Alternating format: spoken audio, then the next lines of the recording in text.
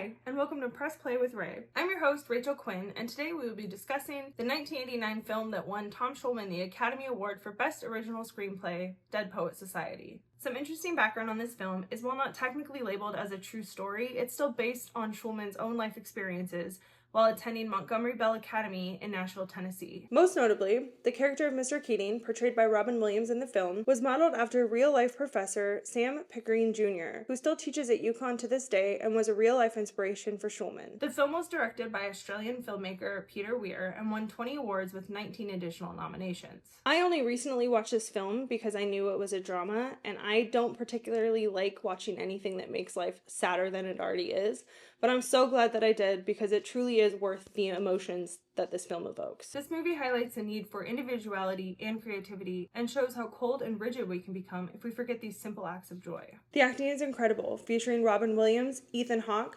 Robert Sean Leonard, and Kurtwood Smith, just to name a few. The film grade feel and color grading create a noticeable nostalgic feeling of the many adventures of youth.